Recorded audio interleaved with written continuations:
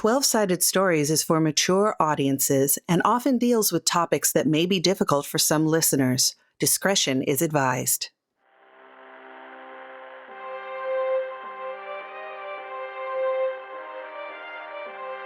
Welcome to A Ravenous Hunger, a second edition Trail of Cthulhu actual play performed by the 12-Sided Stories Radio Theater. Now your keeper, Wes Otis.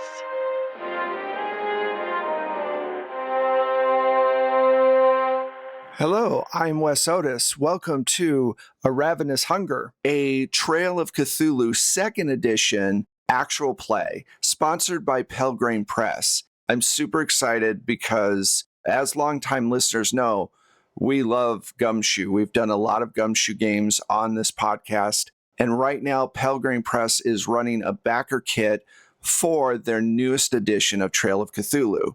And they've asked us to run it for this particular show. So, of course, we're going to say yes to that because we love Gumshoe. We have some amazing players with us today. Let us start with Lev. Hello, I'm Lev. I use they, them pronouns, and I am playing Matilda Mendoza, also using they, them pronouns. Woo. Hello, everyone. My name is Candace, also known as Candace the Magnificent. My pronouns are they, she, and I am playing LaShawn Roberts, a journalism student, also they, she. Hey, I am Michelle, and today I am playing Dorothy Trujillo, and she is a history major, and we are both she, her.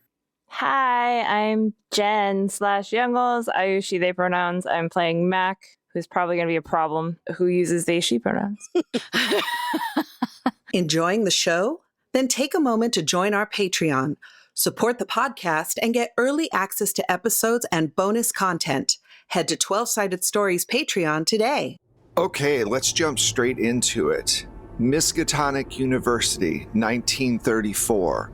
Not too long after the expedition to Antarctica went terribly wrong and cast a dark shadow over the school, the Depression is on. And the Dust Bowl is causing havoc throughout the Midwest and can even be seen sometimes all the way to New York. There's also unrest in Europe. There's a power struggle that's going to affect the entire world in just a few years. It is a dark time. But before we get to the present day, we should go to the past. We're going to do flashback scenes for each of the players to find out how they got to Miskatonic U. Let us start with the problem, who's already said they're the problem.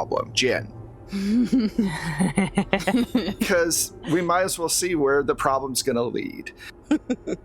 Jen, let's flash back to when you're in the kitchen with your dad at home before leaving for Miskatonic. You're about to tell him that you're going to be an art student. So he turns to you and says, look, you keep saying you don't want to do private investigation.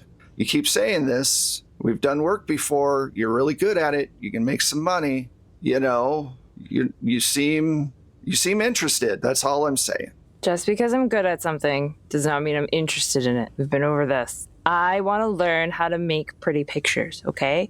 I want to be able to express something outside of just using words. Like, I want to make a mark on the world that has absolutely nothing to do with any death, any dying, anything. I am so tired of being the weirdo that just, oh, there she is over there doing weirdo private investigate. Like, no one my age does what I do, Dad. Like, come on. I just want to have fun. Fun is overrated. There's so much more to the world than fun. And let's talk about art. You have never been an artist. I mean, sure, you've taken your time and tried to draw, stick figures and stuff, but you haven't ever been interested in it before. Why now? Well, haven't you always said I have to try everything? Say yes to all opportunities, broaden my horizons on the great frontier or whatever? That's what I'm doing, right? Right? Broaden your horizons, yes, but I was talking about hobbies, not jobs. There's a big difference between putting all your eggs in one basket that you've never actually weaved. Okay, technically, they need art for tons of things, okay? Like, people make buildings.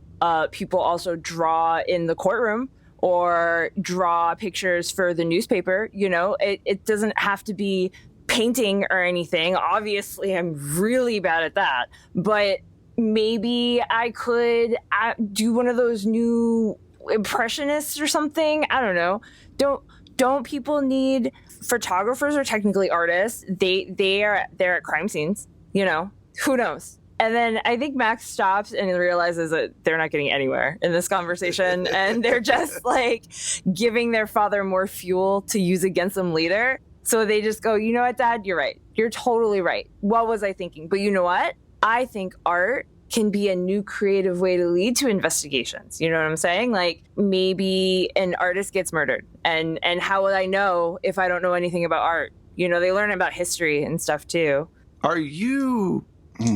Okay, well, look, there is one thing you could do that would be helpful if you want to go to art school, which, by the way, I don't know any art school that's going to accept you at your current level of skill. I'm just being honest with you, not trying to make things hard, but we need to be realistic here. I could get you in to Miskatonic U. Are you serious? Yes, there is a case that I'd like you to look into. Of course there is. I knew it was... I'll pay for the whole goddamn thing, all right? And I can still do art? You'll be an art student, but you'll also be undercover for me. Besides, where are you going to get $1,700 to go to college with? That is a valid point. I can't see me working for $1,700 either. And Mac clenches their fists and gets that look on their face when they have been defeated in these many arguments that we've had over and over again about various things ever since I was a child. And I think her dad knows that look. And so she doesn't really have to say anything, but she huffs and then just walks to her room to start packing. Okay, cool. All right, let's jump over to Candace real quick. So the background is my parents died when I was a kid, very young. I don't really have very many memories of them. My mother's sister took me in, so I live with my two aunts. Their names are Lena and Maya, and they are married. Well, married. It's the 30s, And I have a rabbit named Hopscotch that I imagine probably lives with them, unless they allow me to take the rabbit with me to school when I leave. But I think the reason that I wanted to get a journalism degree is because every morning I would start the day with the newspaper. We would all kind of sit and do a round robin of reading the newspaper. So once you're done with a section, you fold it back up and you hand it to the next person. And then you take the other one from the person on your left and you start reading that. I think LaShawn was always just this is genius. You're making something that everybody touches, that everybody reads, that everybody has to have. It's a long-term investment and a long-term return on investment, right? With people buying into what you're making. And surely there have to be other ways. I mean, the radio is a thing. What if radio and newspaper work together to make something different, right? So I think they're very passionate about telling the story itself and trying to win a Pulitzer, get their name out there, right? Be well known. But I also think that a big part of their interest lies in making something new as well out of multimedia. Awesome. Okay, so real quick, I got Hopscotch. What was the ants again? Mia, Lena, and Maya. Here's my stance on gay marriage in the past. If there can be magic and monsters and everything else in your game, there can also be a past where people weren't homophobic. Into it. Okay. Yeah, that's how I look at it. It is late Sunday afternoon, around 3 o'clock. You have just woken up. You spent all night playing upright bass and smoking that jazz grass. Hell yeah. And you come outside, Hopscotch is in your arms as you sit at the table, and your aunts, Maya and Lena, are cooking together. That's something they've always enjoyed doing since they got married. It's something that you've always enjoyed watching them do, and the newspaper is there. And it is opened to a large advert for Miskatonic U, and it has a big circle around one of the new classes they're giving, which is a multimedia class, though they probably wouldn't have called it that back then. But since it's the 1930s, the World's Fair recently came out with a new invention called television. And it's way away from being used widely, but it is something that people in journalism and people who read the paper a lot are interested in. And your aunts seem to be putting a very specific clue in front of you. And Lena turns to you and says, "So, how was the gig last night?" It was great. It was real cool. I had a good time. I noticed that you took some of my jazz grass, and I hope that you'll... What? How do you know it wasn't on Maya? Because we smoked together. Oh. Yeah, so... That's a lot of information. It is, but, you know what kind of household you're in. No, I do, but I mean, anyway, but I'm sorry I took some. How much do you want me to pay? Do you want me to pay you back? I'll pay you back. No, I don't want you to pay me back. Just, take some, give some. Whenever you get yours, just put some back. That's all we're saying. Okay, I'll replace what I took. I'm sorry, Madeline wasn't around. There was nothing I could do. Yeah, no, I get it. I get it. So the show went well? Yeah, it was good. I mean, Darius thinks he's such hot shit. You should have seen him up there. Like, really going to town. Like, we had a whole breakdown in the middle, and I got to solo, and it was awesome. But, like, he thinks he is the next big thing in scatting, and I just, you should see the face he makes. It's really stupid. Like, it's really stupid. You could tell he thinks he's going on a good tear. He sounded beautiful, but, you're the lead singer. You don't have to take up all the spotlight, They really think they do, though, don't they? I mean, like, won't let it go. Well, yeah. But if you're really into jazz, you're listening to the bass and drums. That's it. Yeah. I wait 7 minutes for my solo. I get my solo, and he's scatting through half of it. Like, it feels like a prank, almost. If it didn't sound so good, I just gotta leave it alone. I get it. So I was reading the paper, and she puts the paper in front of you, and she goes, "Have you heard of this? It's called television. It was in the World's Fair recently, and it's supposed to be where you can watch pictures on a screen in your own home." Oh, wow. So I heard about something like this. There wasn't any pictures or anything, but I heard about this in, what was it? I think it was Modern Electronics? I don't know. I was reading a magazine at the library, and I saw something like that. It looked really cool, and I don't know, it feels like it's like the future. You know what I mean? Like the future. You always said that you were interested in maybe going to school for journalism or something. Yeah, I wanna do something with that. I feel like there's like a whole new horizon. Like as they're having this conversation, they start rolling a little joint. Okay. And Maya comes up behind Lena and kind of gives her a bit of a hug and then looks down at you because you're sitting with hopscotch in your lap while you roll a joint. She goes, "Well, we were thinking that this would be a good opportunity, and we know, Miskatonic's not that far from here. It's within a few hours drive.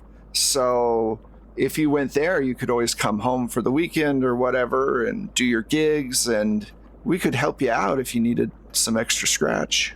I think LaShawn, like, their face lights up at first, right? Their eyes get really big. They start kind of poring over this ad, running their fingers over the ink as though it's raised and they can feel it. Like, they're just really into it. But then it starts to click in their mind what they're saying. Yeah, but, this school got a telephone? Because I'm going to need to call y'all and let you know that I'm coming home. I don't want any of this lovey-dovey stuff in front of me. I don't need to walk in here and you guys are having some kind of, tableau of libertine France or something. I don't need it. I know you guys have your friends and you all are bohemians, but I don't want to see it. I mean, unless it's like your friend Daisy. But otherwise, I don't want to see it. Well, I understand. We're family. I get it. You don't want to walk in on anything. You guys are doing your whole empty nester thing. I might be back. No. Don't change my room around or anything. What would we do with it? That's where Hopscotch lives. Anyway, we understand. We're hip. We're cool. LaShawn nods their head, and it is clear that they do not agree. Yeah, no, not at all. And then Maya's like, "And I'd like to point out that even though you think we're bohemian, But here you are at 3 o'clock in the afternoon, about to smoke reefer at a breakfast table after playing jazz all night and doing God knows what with who. My point is, maybe you shouldn't be throwing stones, young lady. LaShawn, takes, a really deep inhale. One of the ones that's, an exhale then an inhale of that, little plume of smoke that you just exhaled. And kind of looks at her with, this half smile. And as she just looks at Maya, just holds her arm out and hands the joint, to whoever will get it, knowing that Lena's going to take it. Yeah, Lena takes it. She goes, this will go towards what you owe us. And then she takes a puff. So I think that's a good place to actually end the scene. I'm leaving Lev for the end. Let us go over to Michelle. Michelle, home life. I know you had said you were a bit naive. Where did you grow up?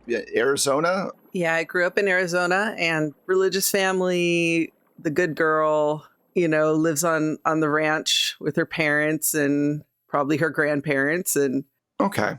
So it is an early Friday morning. You are milking a cow, and your father comes up behind you and says, leave that for a second. I'll call one of your brothers over to deal with that. I wanted to talk to you for a moment. You guys start walking near where all the horses are, and it's one of those actual working farms, as in you guys have cows and you have horses and you have chickens and the whole 9 yards. You have a lot of different animals and a lot of space. You've got acres of land. And he goes, I've been watching you do chores and work around here, and we moved up here to get more opportunity, not only for us, which, we've done decent, but also for you all. Plus, if I'm being honest, your brothers, they're not as smart as you. So I was thinking that it might be time, now that, school is done, that you went somewhere that wasn't here and got some experience out in the world. Went to college. I know you like history a lot. What do you think? I have always wanted to kind of explore, but can we afford it? Yeah, we can afford it. You might have to take on a part-time job, but Mom and I talked, and your grandfather has some money. We can figure it out. Ranch has been doing good. Even with this financial slump the world's in, people still need to eat. And so we're still selling decent. Maybe not at the prices we were, but we'll figure it out. Okay, yeah. I think I'd like to.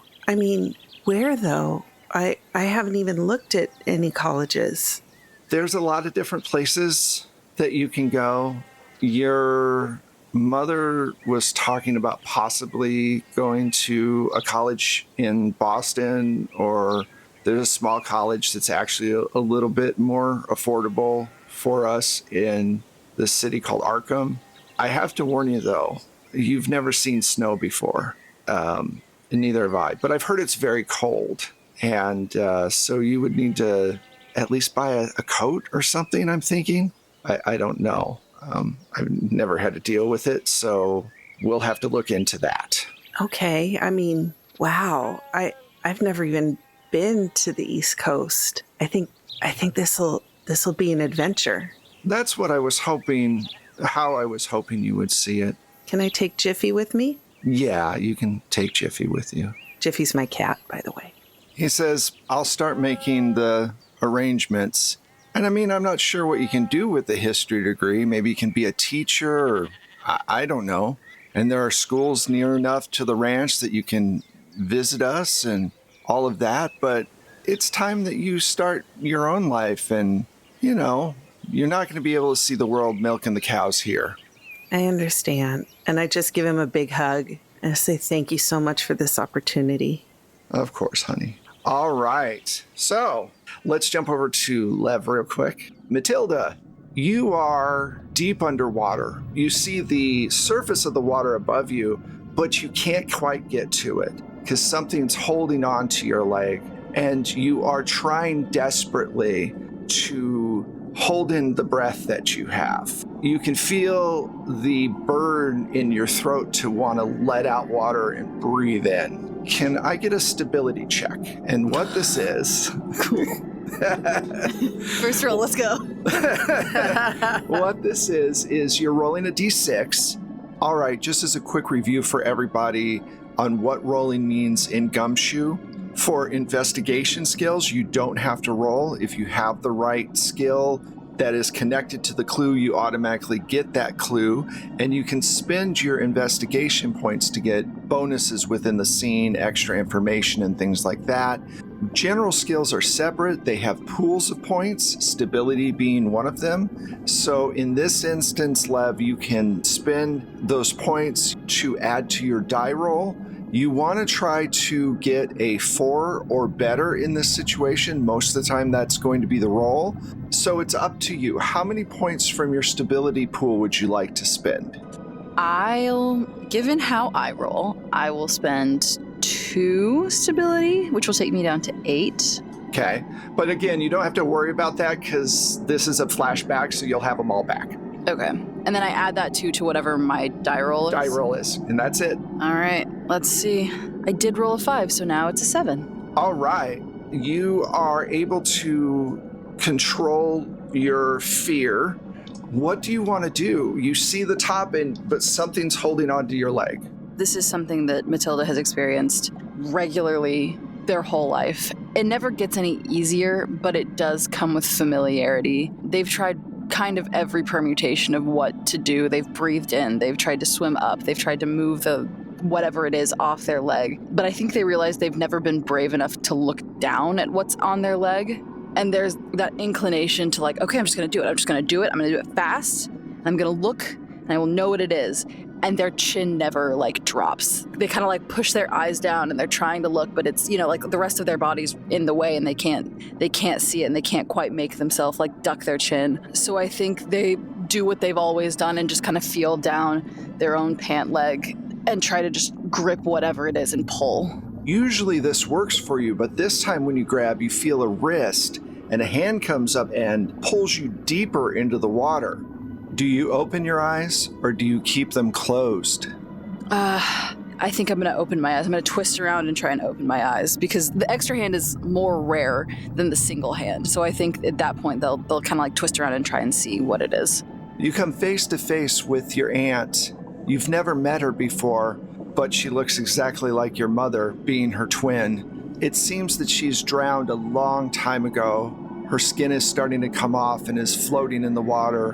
Her eyes are white, drained of all color, and her face is badly decayed. She looks at you and she yells. And you wake up suddenly and sit straight up in your bed, covered in sweat.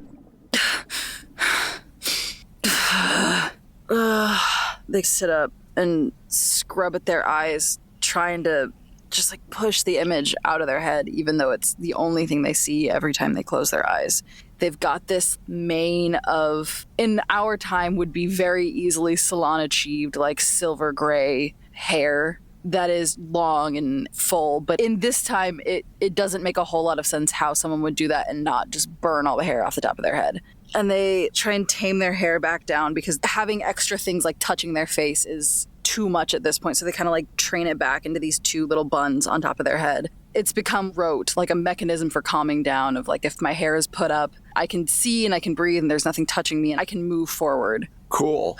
Right then, your mother opens the door to your room. She goes, I heard you scream. Did you have another nightmare, honey?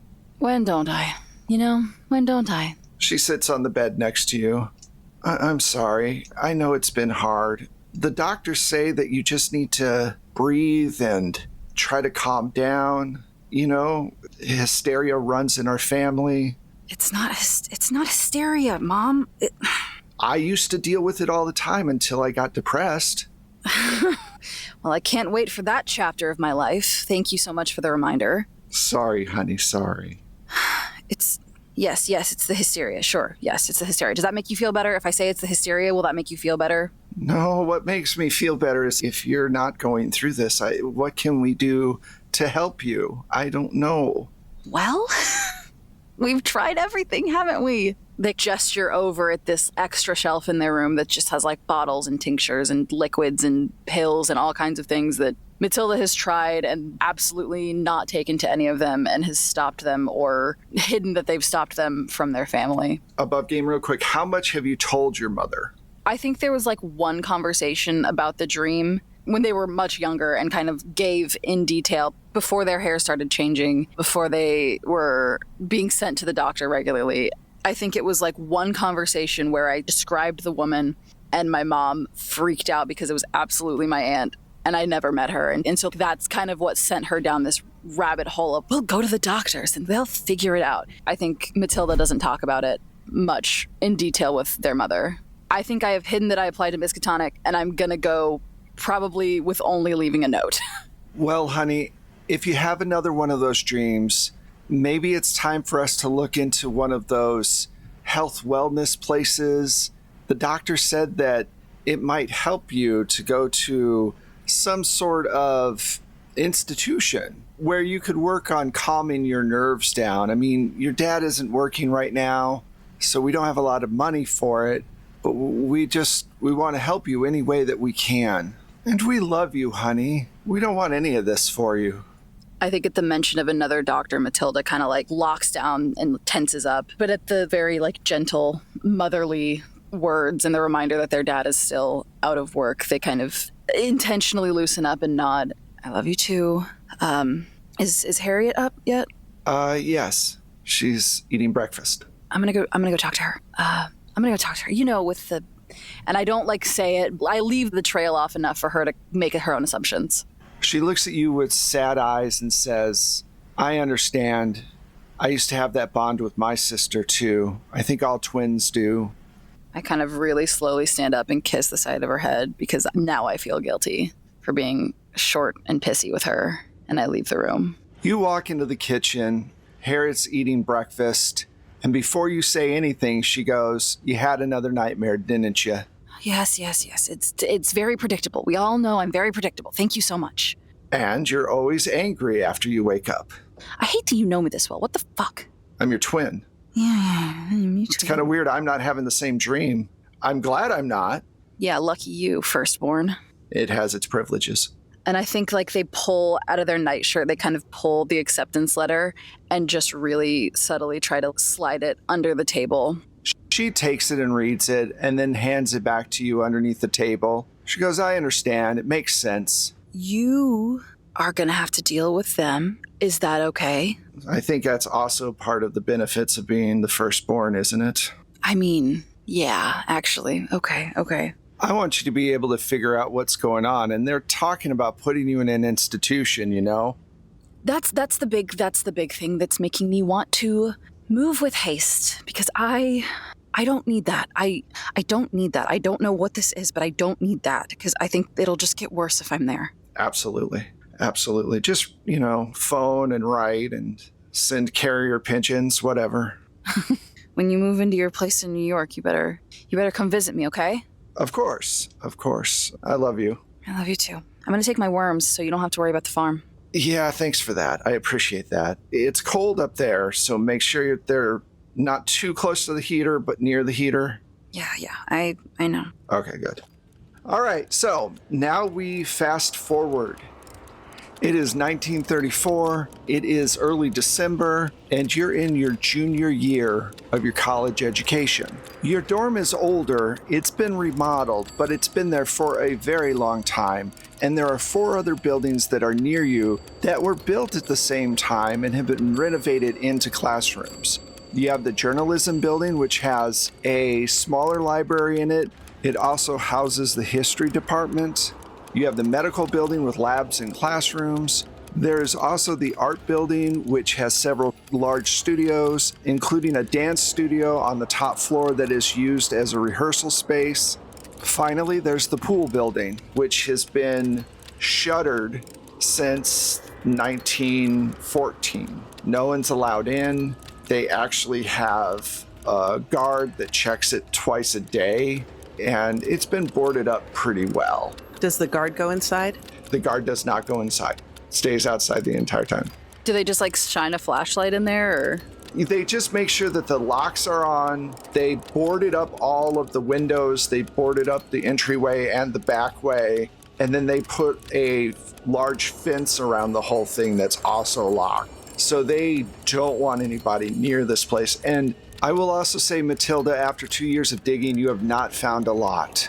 Matilda has a tree that they sit under and just look at the building. Okay, cool. It's their study spot, but they really are just like, how the hell am I going to get in there?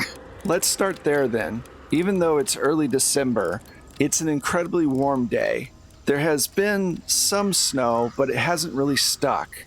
And right now, outside of Miskatonic is nice and sunny and warm, the perfect time to eat outside before the first big snow later in the month. Matilda, you're sitting in your normal spot looking at the pool building under a large oak tree, and a few feet away is a picnic table where Dot and LaShawn are studying. You all know Matilda is just a few feet away, but they seem to always want to sit right there and stare as opposed to just joining you all at the table, but you haven't really pushed them on that.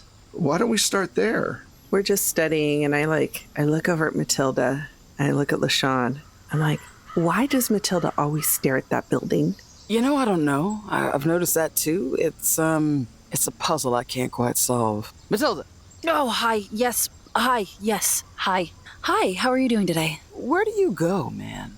I go to the medical building. I go to my dorm. No.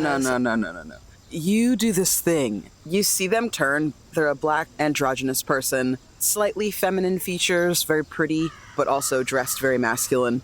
And they mimic you. They have like a little cigarette behind their ear, and they mimic you by like just staring. It's like really exaggerated. Like their eyes are kind of dull and half-lidded, and their mouth is like ajar, and they just look like they're about to fall asleep. That's you. That's you. That I just did. I'll do it again. That's you right now, looking at that building. You're gonna catch flies. You're gonna swallow flies. I'm just saying that's what you look like. We're over here trying to be responsible, do the dutiful thing to our education and studies, and you're over there fantasizing about a building. Is it sexy in there? I wouldn't know. No one's been in there, but I mean, I wouldn't be against finding out. You are a journalism major, aren't you? You're always looking for a story. Always, obviously. Well, why haven't you gone in there then? It's the only boarded up building on campus. Well, not the only boarded up building, but the only boarded up building that is patrolled on campus. Why haven't you gone in then? Yeah, I'm trying to find a crack team. My guys won't get down here. Oh, your guys? Who are your guys? Well, it's Darius and Lunella, and it's my band, man. Your it's my band. bandmates. Yes, your bandmates. Yeah. I mean, you know, they're my guys. They come in and, you know, we investigate things. And you play music at it. Do you think it'll shimmy its boards off if you get a hot enough scat going? I mean, sometimes music is the language that everyone can understand. So, you know what? I don't need to explain this to you. What I need to know is why haven't you gone in the building that obviously calls to you? Dot, do you see them reflect? You see them deflecting, right, Dot? Like you see it. I do. I just wonder, Matilda, why are you always staring at it? And I don't know, something else popped in my head.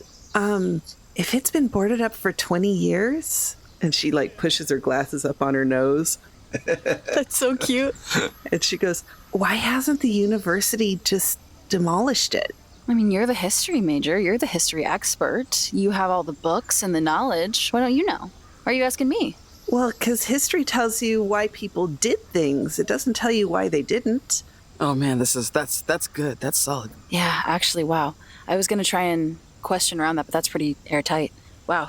LaShawn writing furiously, like you can hear the scribbles from like a mile away. Yeah, I'm glad you're writing that one down. That one's like definitely worth keeping track of. I mean, wow. Like, you know, a multimedia empire, right? And multimedia is, I'm just kind of throwing that around right now. But a multimedia empire is what I want to do. And I feel like, you know, you've got to combine like the written word, but with like, I don't know, radio or something. Or like this new television thing. And like get multiple perspectives. So it's not just like, old white guys. You know what I'm saying? Old white guys are always telling us what to do. Yes. But like this time, we can ask the old white guys and the young people, right? And people from all different backgrounds and walks of life. That way you get like a more 360 degree approach. to what you're talking about on any given day. Maybe we start with that building. I mean, Are you guys on scholarship? yes, almost exclusively. No, I work part-time. Oh, where do you work? Okay. The library. Oh, best I place on should have earth. seen that coming. Yeah, that makes a lot of sense. I tried getting a job at the library. They said they were full up. I'm gonna keep trying. That's Anything. because you're not boring. Oh shit! Hey, And man. Mac walks up. What's up, Mac? I see Matilda staring at the building again. Okay. I didn't think it was... They won't tell us why. They said that they deflected and said that we should be looking into it, or I should be looking into it. I'm just saying you're the journalism major. Figure it out. No journalist works alone. Well, what are we all doing here then? I mean, I'll go in there. Yeah. See, I told you I had a guy. Thank you, Mac. You said your bandmates were your guy. Mac is not your guy. Mac, you are a newly appointed guy, and I would very much like you to accompany Whether Mac me. likes it or not. I know you want to look into stuff. I want to look into stuff. Excuse me. You don't want to look into stuff. You No. have a looking into stuff compulsion. I'm just saying, I'm bored, so if you want to break into the building, I'm down. Yeah, I mean, those guards are a joke. I will say, I do catch myself looking at that building sometimes, Thank you. only to watch the security guards fail to actually do their job. Can you imagine if there was a fire in there? No one would know until the building was half burned down. Oh, that's interesting. You know what I learned? The guards take a break. Do they now? It's not a long one. More scribbling. They're a little bit on a pattern. Well, I mean, I'm not one to normally break the rules, but I am also very curious. So I'm thinking if we are going to go in there, we should do it at night, and we should prepare like with flashlights and maybe a bolt cutter. Look at the brain on Dot. I mean, for somebody who doesn't do this, you sure are doing a good job. I don't know. I don't have these glasses for nothing. Oh, I like when you decide to be a bad girl. This is fun. And Dot just kind of flushes and giggles. Because to her, this is really, really bad. It's so much better, Dot, that you pay your way through school because they're going to be that much less likely to kick you out. Scholarship, you're here for free, so make sure you're on high alert, Matilda. Yeah, no, for sure. I don't have to be worried about kicked out. Yeah, what are you doing here? How you just kind of float around campus like a ghost, and you kind of haunt the art building, and no one ever seems happier there. No offense. You're using a lot of confrontational language. LaShawn starts writing it down. I go to school here, like all of you normal people, right? Oh yes, a normal person calls someone else normal. Absolutely. Look, do you want to get in the building or not? I can get us some bolt cutters. They use them in the wire part of the art space building thing. So, I don't know what's kind of interesting, Mac, is that you've been here as long as we have, but we've never seen any of your art. it's That's true. I would love to. It's because it's secret. Yeah, but see, okay, so the thing about art, right, is that, like, it's got to make you feel something. And so I want to make sure when it's revealed that people actually feel something other than the rage I feel deep down inside. But that's not about today. That's cool beans, man. How will you know if someone's gonna feel it if you haven't let them try to feel it, though, is the thing. Says the person that stares at the building instead of going inside. Yikes. Okay, Just saying. all right. So I will get the bolt cutters. Library, what you're going to get, I feel like it's a potluck situation, right? We all bring a criminal item. I mean, I've got reefer. What else do we need? That counts? I count that. Does a flashlight count? Yes. Okay, I'll bring us some flashlights. I've got bolt cutters, too. I can bring the bolt cutters. Sometimes, like, you gotta break in to get a gig, you know. Yeah, but I think it'll be better if we're using the school's bolt cutters instead of yours. Oh, science lab. Easy. Oh, okay. All right. If you want to bring why don't we bring two? And then that way we'll have an extra pair in case we need to stab a guy. Stab? Not that I plan on that happening. I'm just saying, you know. Listen, I've got to have plausible deniability to keep my scholarship, man. Yeah, same. You can turn around. You worked in the historical duels, right? Doctors would just turn around. You can just turn around. There you go. Plausible, whatever you said. Yeah, okay. Mm-hmm. You see why Mac is my guy? You see how they're pulling their weight? You see it? You see? Yeah, plausible deniability really makes a lot of sense. This is the level of involvement that I need. I from all don't think of you. I don't think we're going to be murdering people. Speak for yourself, library. Ideally, no, but We're just going into a building. why are you so keen to kill someone? I mean, I'm not against checking it out after, but I'm just saying, if one of us has to do it, I will probably be fine. That's all I'm saying. So I volunteer. I'm gonna let you do that. Plan B, plan C. You know what I mean? You don't want to get caught with your pants down unless you want to get caught with your pants down, which I don't. So I think at that moment, LaShawn realizes that they're in a public place and starts looking around to make sure that nobody else is listening to them. Well, there is a squirrel, and it is very judgy, but, Damn it. that's about it. Judgy squirrels. Judgy squirrels. Matilda, what are you gonna bring? I'm bringing flashlights, right. and Mac and LaShawn are bringing bolt cutters and some illegal stuff. And well, what are you gonna bring? Well, and they look like uncomfortable kind of for the first time. They've got on some high-waisted pants and suspenders over one of those tops that have the really big floppy collars, and they start kind of fidgeting with the collar and pulling it away from their neck. I'll bring a flashlight too. We should have multiples, and I don't know, I've got some smooth rocks that I can put in a slingshot so we don't have to necessarily stab someone. And they look kind of over at Mac. What do you need me to bring? What do you want me to bring? I don't know. I think snacks would be nice. Snacks would be pretty sick. Yeah, I can. I think my roommate made some like biscuits a couple days ago. I can bring some of those. You're going to bring the crumbliest snack in the world to a high level. Like, we are going on a high level exploratory mission. This is not Hansel and Gretel. Is there anything else that you might have that doesn't leave evidence behind? Like a key lime pie. I don't know. I could use some biscuits. I thought the biscuits was a good idea. Thank you, Mac. Listen, you know what? If I'm outvoted for biscuits, feel free to bring them. We're gonna need bread stuff What do we need bread stuff for? for energy. For energy. Oh, for Isn't energy. the bread Okay. stuff do the energy? I should know this. I've been taking medical classes here for 2 years, and yet I don't know. I don't know.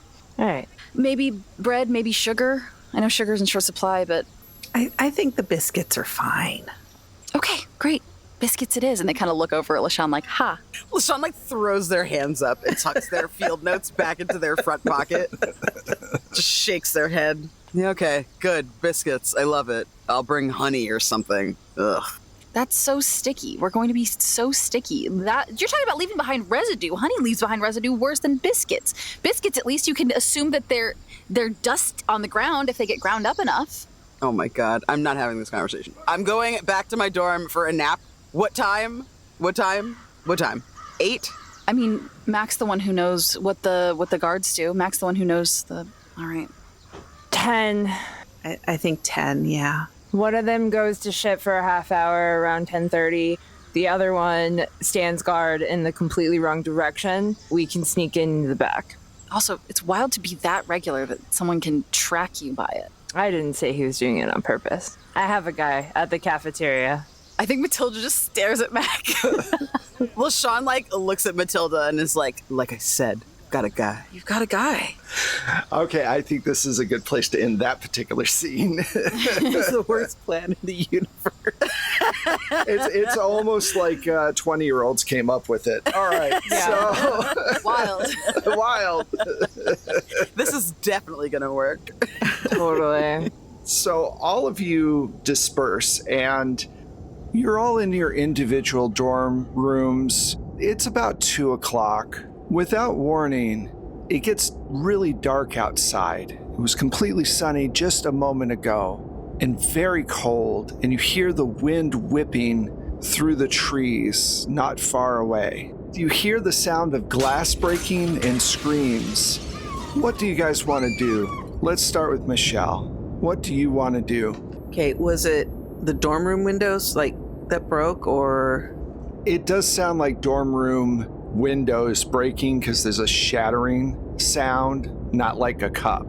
And is it dark in my dorm room right now? Yep, your curtains were open so the sun was coming in, and now there's no sun. I go first thing and try the lights. The lights are working fine. They click on. Okay, I'm probably going to throw on a coat because it's probably gotten very cold all of a sudden. Mm-hmm. And I probably have at least one flashlight, so I'm going to grab that. And then I'm going to go and find LaShawn's door and knock on it. Okay, so let's jump over to LaShawn. All of this has happened suddenly. You hear the same thing going on. What's the first thing you'd like to do? I think LaShawn immediately kind of sits down at their typewriter and starts to write, like, how they're feeling, what they're hearing, what's going on around them. Like, it's very much like a snapshot of the moment. They woke up from a nap. They smoked themselves into a nap. So they're waking up and they're still a little foggy. So they kind of, like, shake that off of themselves as they're writing. And it's just a flurry of key taps as you knock on the door. Like, all you can hear is, like, click, click, click, like these really loud click clacks. Yeah, who is it? It's Dot. Oh, give me a minute to finish this, please. 1, 2, maybe. Okay. And then they, like, get up and come and get the door for you. When they open the door, you can see their kinky curly hair. It's shoulder length cropped hairstyle, like where their hair is kind of just growing as it does. But it is kind of blunted at the end so that it kind of has, like, this really nice shape to it. They're a little sweaty. Their shirt is, like, unbuttoned and undone and kind of out, not tucked in. They're wearing kind of like a close binder on their chest. It's like an A shirt over top of that. And their suspenders are kind of hanging down off their shoulders. Yeah. Am I late? I'm not late, am I? And they, like, take out a pocket watch. No, all the lights went out. It's dark, but it's still daytime. Yeah, I mean, that's weird. Yeah. Right.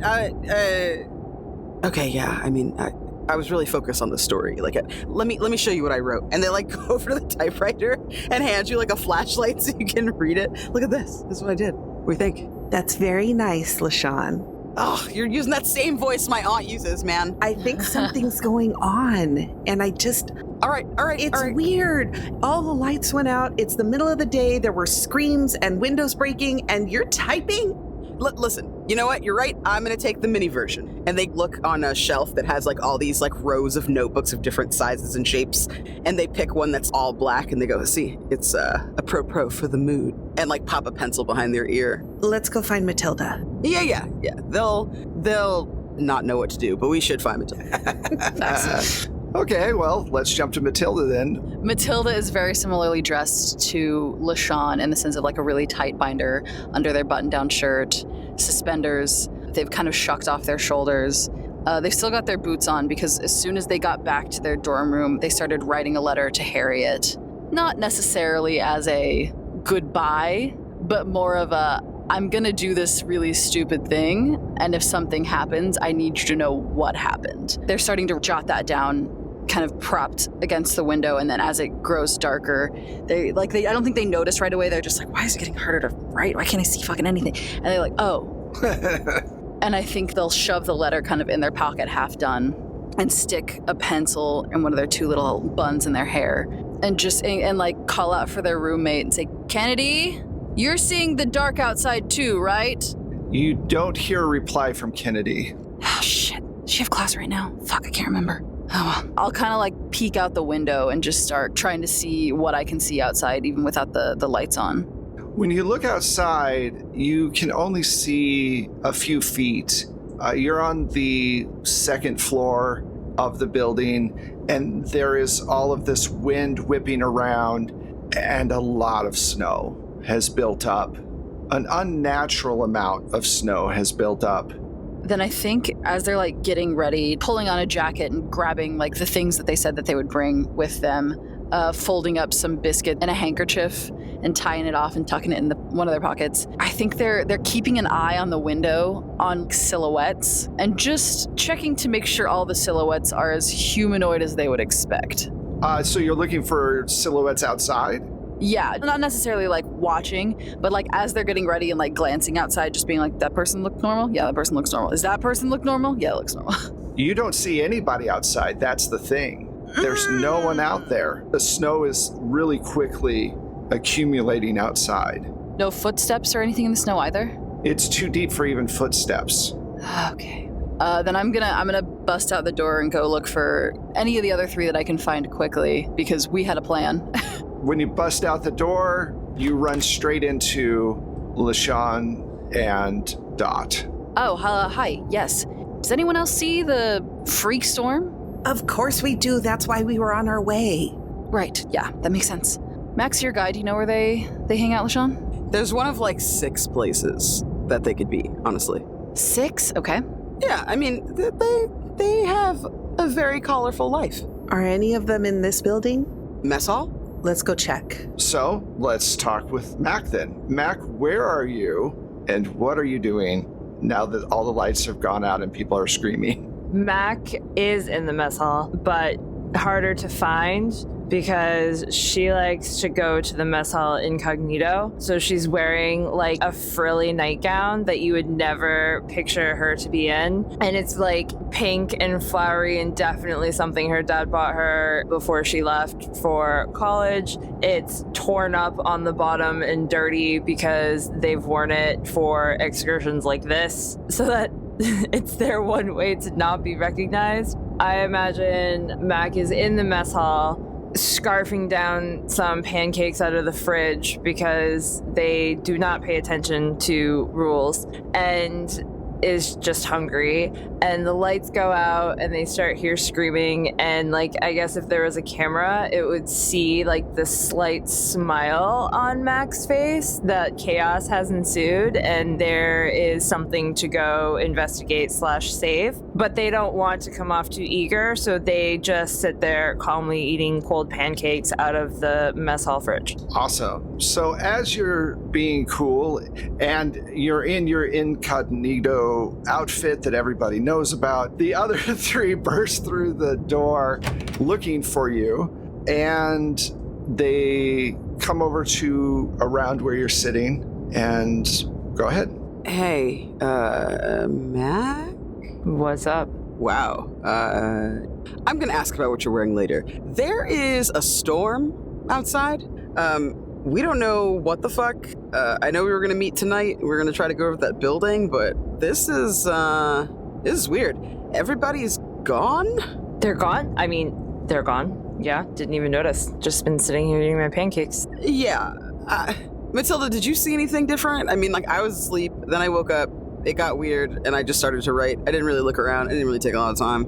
It's really deep snow, so there are no footprints.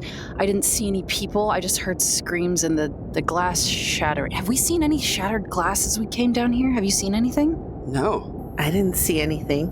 Shattered glass? I did hear it, though. Glass breaking. Yeah. Interesting.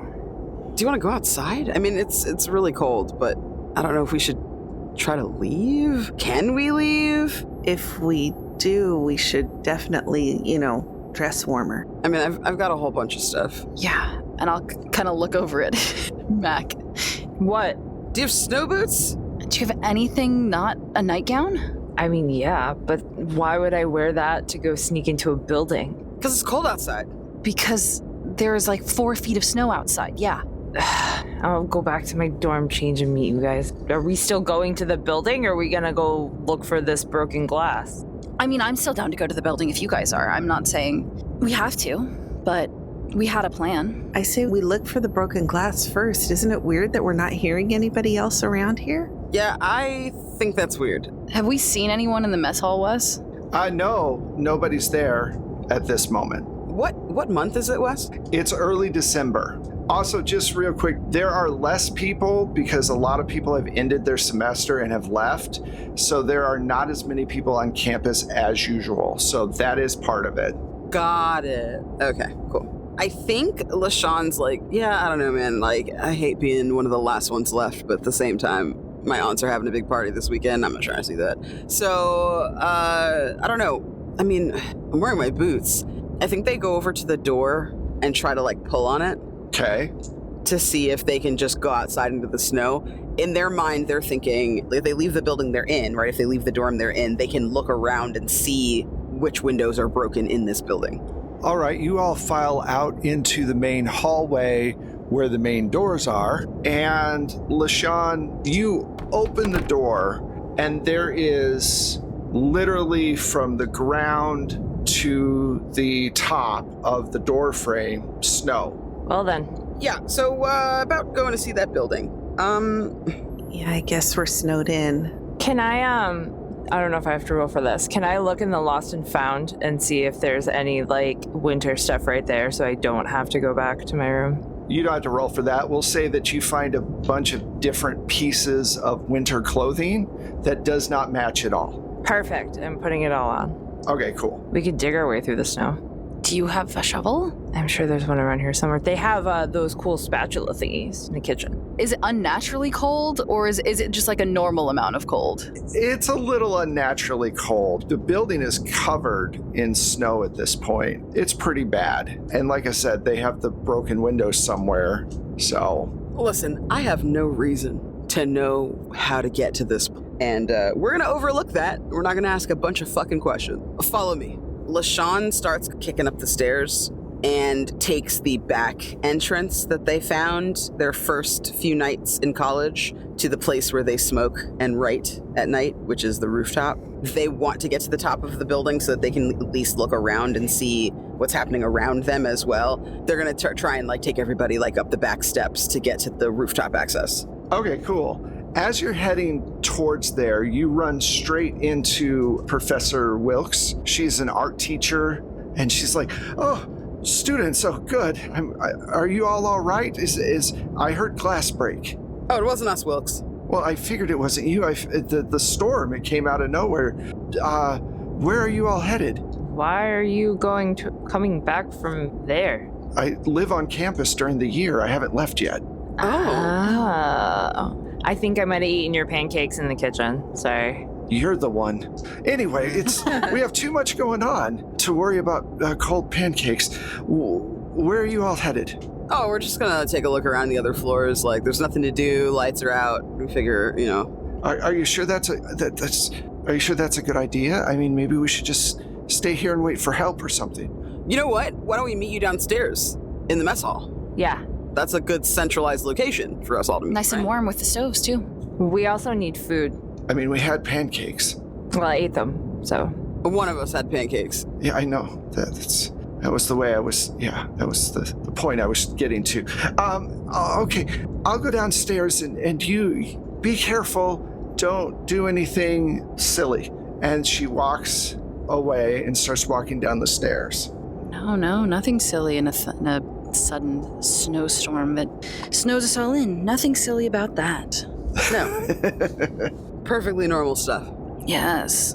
You make it up to the top floor. It's a 3-story tall building with a basement. And the ladder that goes up to the ceiling is down. And you know from the past that more than likely Edward, who is always up on the roof smoking as well, is probably up there because he never pulls up the ladder after him, which is why he's been caught so many times. Do you want to follow him up? Yes, in my opinion. I don't know, but I don't want to speak for everybody. Everybody good with that? All right. Yep. So y'all climb up. It's super cold outside. The wind is blowing really badly, and you look around, and a few feet away, you see Edward lying on the ground, and he just looks beat up, like chunks of him have been bit off of him, and there's blood everywhere, and he turns his head towards you, and that's when you notice half of his throat is missing. And that's where we're going to end this episode. No. Oh my God, Wes! Listen. There's so many questions. Casually mentioning, by the way, half his throat is missing. Have a good time. Oh, I hate it. Quick question. Yeah? The art teacher was coming down from the roof? Down from 3rd floor, not the roof. Okay. But it could have been the roof, Michelle. It could have been. Suspicious. Could have been. That's what I'm thinking. Mm-hmm. And we sent her to a cafeteria where she's definitely going to eat us. This is all a lot of questions for after the game's been ended. So, all right. Thank you all so much. That was a lot of fun, and I hope you all enjoyed it. Let's find out where these wonderful people are and what other things that they are doing. Let's start with Candace. Hello, everyone. I have been Candace the Magnificent. You can find me on Twitter and Blue Sky at the Candace Marie, and everywhere else at Candace the Magnificent. You can hear more of me on our Patreon exclusive or Ko-Fi exclusive Beyond the Outer, which is a mothership campaign. If you are interested in creepy, disgusting horror and sci-fi, which of course you are, that's why you're here, definitely consider backing us and getting access to Beyond the Outer, which is super creepy and awesome. You can also hear more of me on the Cosmic Horror Meets Fargo pod Partial Veil, the upcoming City of the Black Rose Herald of Shadows with 3 Black Halflings, as well as Frequencies, a new podcast with the Atomless crew. Coming up on Mayday Roleplay, you can see Eli, their resident ghost, doing a performance of their game Ghostfi with both Lev and the other members of Mayday Roleplay and myself. I am a special guest on Ghostfi, and if you are a longtime 12-Sided Stories listener and you love Otherworld Hollywood, definitely don't miss that one because Ebony Belafonte makes an appearance. Hello, I've been Lev, and I've also been Matilda. You can find me on Twitter at LegoM2RS, the number 2, or on Instagram at lev.rs23. I don't really use it. It's there, though. As for places you can hear me say words, check me out and all of the other fine folks at Mayday Roleplay. We are playing a Vampire the Masquerade Chronicle right now, Vegas by Night. We've also just finished the 3rd season of our Delta Green game, Doomed to Repeat. And next year we're heading into the final season of it, so get ready for more really sad horror stories that are really fun. I'm just going to plug Ghostfi right now. If you've played a game that you had a character that you loved and they died, go play Ghostfi. It's good. It's good. Okay, I'm going to stop talking now. Hi, I'm here. Also, you can find me on God Complex, which is airing every other Thursday right now, I think still by the time this comes out. And I also have a few projects coming up for 2025 that I can't fully talk about yet, but look out for those. And also, if you haven't watched Itaewon by Night and you love all the goofy little guys I play, that is probably something you should listen to as the first streamed all-Asian Vampire the Masquerade game, which even Jason Carl loved. So You are award nominated for that game. Oh, and I was award nominated 2 years in a row this year, and the show has been nominated 2 years in a row. So yes. Kick ass, dude. Mm-hmm. Hey, I'm Michelle, and you can find me on the socials at Michulu. That's Michulhu. You can find my music and Wes's amazing sound effect if you go to DriveThruRPG and look for Plate Mail Games. And I am Wes Otis. You can find me at Plate Mail Games on all the different socials. You can also find the show, 12-Sided Stories, the number 12 and then Sided Stories on all the different socials, or on our website at 12sidedstories.com. It's all written out one word, and you can find a bunch of links and our back catalog and the whole 9 yards there. If you want to talk to us, join us over on Discord and tell us what's up with your gaming life right now and what's going on. If you want to help the podcast, definitely go over to Patreon and become a Patreon member, or give us a shout out on your favorite platform or a review. Those things are always very helpful. And again, we were sponsored by Pelgrane Press this time, which is pretty awesome. Check out their backer kit project for the Trail of Cthulhu 2nd edition, which should be running right now, unless this is in the far future, and then you can just buy it from their website. Thank you so much for being here, and we will talk to you next time on A Ravenous Hunger. Thanks, everybody. Bye.